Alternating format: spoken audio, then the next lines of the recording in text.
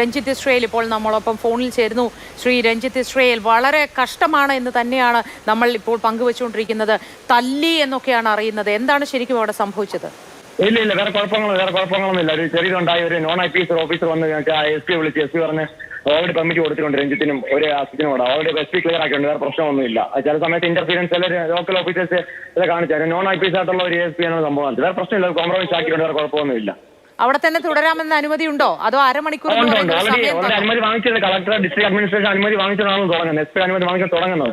പിന്നെ ഒരു 3 ദിവസം കഴിഞ്ഞ് നമ്മൾ ഈ അടുത്താറാകുമ്പോഴത്തേക്ക് അത് ഇന്റർഫിയർ ചെയ്യേണ്ട കാര്യമില്ല. അക്കാര്യത്തിൽ അവരെ പറഞ്ഞ് ബോധ്യപ്പെടുത്താൻ സാധിച്ചിട്ടുണ്ടോ? അപ്പൊ നമുക്ക് അവിടെ തന്നെ തുടരാം. വേറെ ഉണ്ട്, കുഴപ്പമൊന്നുമില്ല. എന്റെ അഭിപ്രായമുണ്ട്, പ്രശ്നമൊന്നുമില്ല. ശരി രഞ്ജിത്ത്, വിലപ്പെട്ട സമയം കവരുന്നില്ല, തുടർന്നോളൂ.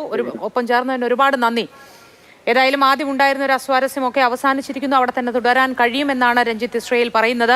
ഏറ്റവും തുടക്കത്തിൽ ഇത്തരത്തിലൊരു രക്ഷാപ്രവർത്തനത്തിന് വേണ്ടി എല്ലാ പെർമിഷനും എടുത്തിരുന്നു, അനുമതി നേടിയിരുന്നു. അതിനുശേഷമാണ് ഈ സംഘങ്ങളൊക്കെയും, ഈ ട്രെയിൻഡ് ആയിട്ടുള്ള സംഘങ്ങളാണ് ഇവിടെ നിന്ന് പോയിട്ടുള്ള ഇവരെല്ലാവരും, അവരൊക്കെ രക്ഷാപ്രവർത്തനത്തിൽ ഏർപ്പെട്ടത്. വീണ്ടും ഈ അവസാന നിമിഷത്തിൽ എന്തിനൊരു അനുമതി വാങ്ങണം എന്ന കാര്യത്തിലായിരുന്നു അസ്വാരസ്യം ഉണ്ടായത്. അതൊക്കെ മാറിയിട്ടുണ്ട്. രക്ഷാദൗത്യം പുരോഗമിക്കുകയാണെന്നാണ് രഞ്ജിത്ത് ഇസ്രയേൽ പറയുന്നത്. ശ്രീധരൻ, കേൾക്കാമെങ്കിൽ പറയൂ, ഇത് സംബന്ധിച്ച് എന്തെങ്കിലും മറ്റ് വിവരങ്ങൾ, അതായത് സിഗ്നലുമായി ബന്ധപ്പെട്ട വിവരങ്ങൾ ഏറ്റവും പുതിയത് എന്തെങ്കിലും നമുക്ക് ലഭിച്ചിട്ടുണ്ടോ?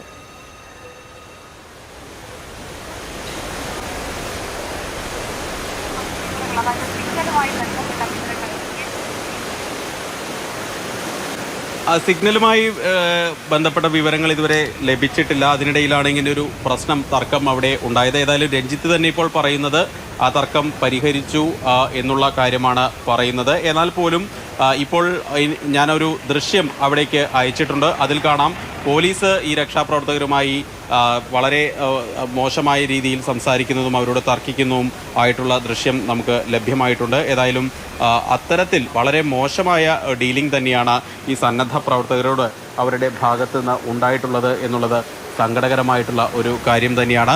നിലവിൽ മനാഫ് അല്പസമയത്തിന് മുൻപ് പ്രതികരിച്ചിരുന്നു. വളരെ മോശം രീതിയിൽ പോലീസ് അവിടെ ഇടപെട്ടു.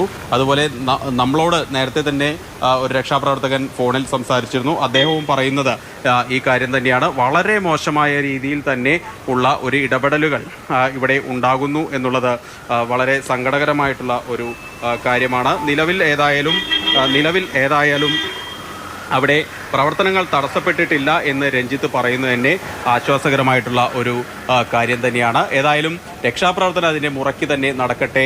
അതിനിടയിൽ വരുന്ന ഈ തടസ്സങ്ങളെയൊക്കെ അതിജീവിച്ച്, ഇതിലും വലിയ മഴയും കാറ്റും വരുന്നു, അതിനെയൊക്കെ അതിജീവിച്ചുകൊണ്ടാണ് അവിടെ രക്ഷാപ്രവർത്തകർ ആ ചെളിയിലും മണ്ണിലൊക്കെ പണിയെടുക്കുന്നത്.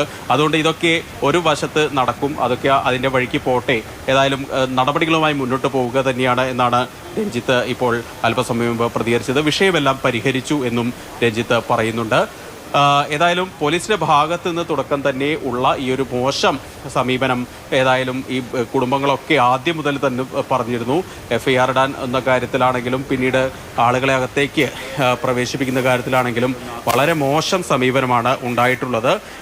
നിലവിൽ ഇനിയെങ്കിലും ഇവരുടെ കണ്ണു തുറന്ന് ഈ രക്ഷാപ്രവർത്തനം മണ്ണിൽ കിടക്കുന്നത് ഒരു ജീവനാണ് എന്നുള്ളൊരു ചിന്ത എപ്പോഴും ഇവർക്ക് ഉണ്ടാകും എന്നുള്ളൊരു ചോദ്യം തന്നെയാണ് ഈ നിമിഷത്തിൽ ഉയരേണ്ടത്. ഇതൊരു ധാർമ്മിക രോഷം കൊള്ളലൊന്നുമല്ല, പക്ഷേ ഈ നിമിഷത്തിൽ നമ്മൾ അങ്ങനെ പറയേണ്ടി വരികയാണ്, ചോദിക്കേണ്ടി വരികയാണ്. എന്ത് മോശമായാണ് ഇവർ ഇങ്ങനെ പെരുമാറുന്നത് രക്ഷാപ്രവർത്തകരോട്. ഇവരാരും പണം മോഹിച്ചോ മറ്റോ വന്നതല്ല. ജീവൻ പണയം വെച്ച്, ഈ പോലീസ് പറയുന്ന അതേ ജീവൻ പണയം വെച്ച് തന്നെയാണ് അവർ അവിടെ കഴിയുന്നത്. ഏതായാലും ഇവരുടെ ലിസ്റ്റൊക്കെ കൊടുക്കാൻ എന്നൊക്കെ പറയുന്നു. അതെനിക്ക് ഈ രക്ഷാപ്രവർത്തനത്തിന് വരുന്ന ആളുകൾക്ക് ലിസ്റ്റ് കൊടുക്കണം എന്നൊക്കെ പറഞ്ഞാൽ ഇതൊരു പാർട്ടി ജാഥയ്ക്കുള്ള കാര്യങ്ങളൊന്നല്ല. അങ്ങനെയാണെങ്കിൽ